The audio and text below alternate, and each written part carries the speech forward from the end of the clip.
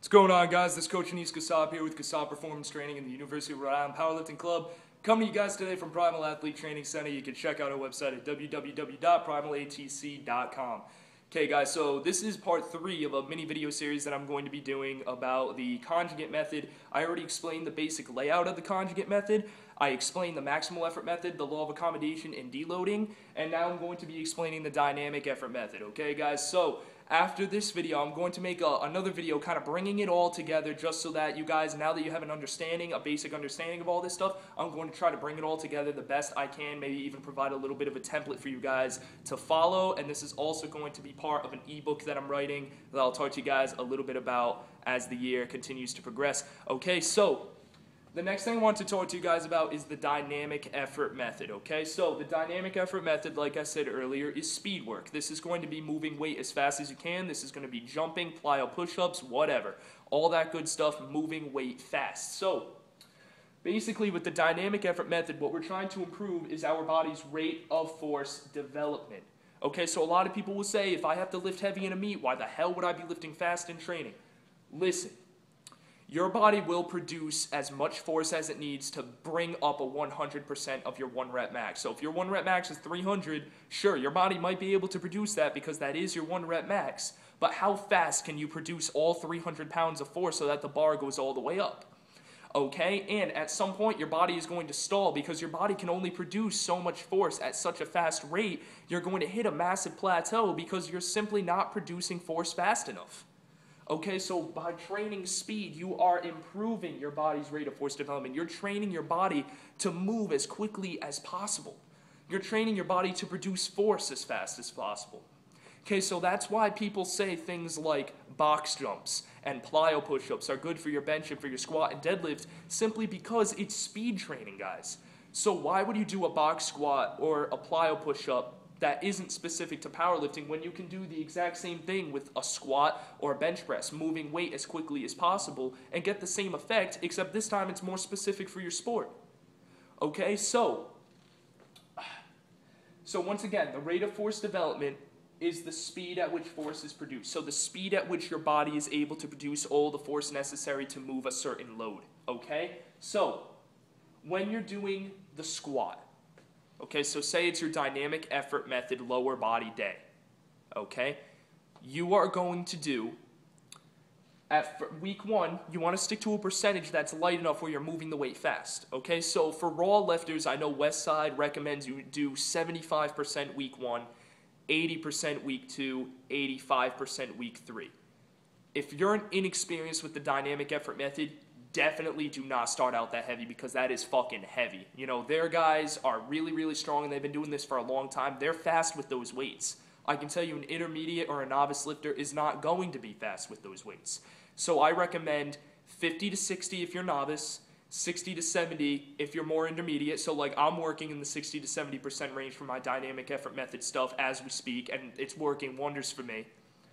But if you're more advanced and you've been doing this for a long time and you can move heavier weights faster than what is recommended by Westside is 70 to 85%. Okay? And also, so notice I said the conjugate method is all about changing exercises every week. What you're going to do for the squat and the bench press is you're not going to change those exercises. Okay? Those are going to stay the same. So you're going to be benching every single week, going to be squatting every single week because you need some kind of sport practice. Okay, guys, with the max effort method, front squats and floor presses and all that heavy work is definitely good. It's going to bring up your bench and your squat. But when you get to competition, if you don't know how to fucking back squat properly, like what good was the entire method? So basically with the dynamic effort method, this is your sport practice, okay? You're practicing your speed in these individual movements so that you're always working on your form and technique and all that good stuff, okay? This way, your body's motor patterns are still connected with the competition lifts. The only thing is your body is getting stronger doing different things, okay? So you're gonna do 3-week waves with the squat. If you have bands, what's absolutely recommended by Westside, if you have bands or chains, is 50% bar weight, so 50% of your 1 rep max. If you have a 100-pound 1 rep max, drop it down to 50%, and then add 25 pounds of band tension, 25% band tension, so that at the top of the lift it's a little bit heavier, at the bottom of the lift it's lighter. It's going to train you to accelerate through the heavy weight and accelerate through your sticking points. Okay, week 2, 55% with 25% band tension, and week 3, 60% with 25% band tension. In other words, 75, 80, 85%. That's just for the squat. For the deadlift and the bench press, I believe they recommend staying at about 60%. Me personally, I treat the squat, the deadlift, and the bench all the same. 50, 55, 60% with the band tension.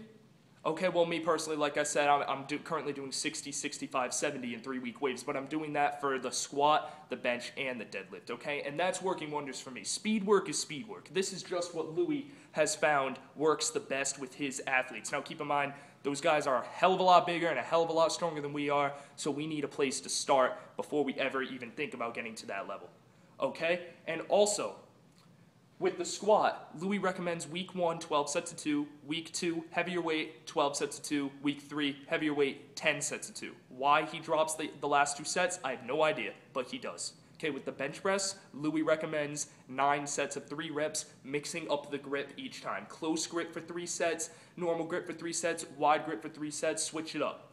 Okay, for the deadlift, okay, Louis recommends, well, I don't know what Louis' personal recommendation is, but I can tell you guys from a lot of texts that I've read, especially from Dave Tate down at Elite FTS. Dave Tate trained with Louis for years. In one of Dave Tate's books that I have here in the gym, it is recommended to do 5 to 7 sets of 1 rep on the deadlift. So that's what I've been doing, and I feel great. I love speed deadlifts. You know, anybody who knows me knows I love to do that stuff. So speed deads at like 60 to 70% for like 5 to 7 sets of 1. Works great. That's what I read in the book. You know, if it worked then, it'll work now. Just, who knows? Science has gotten better. There might be a better option out there. If I find out, I'll let you guys know.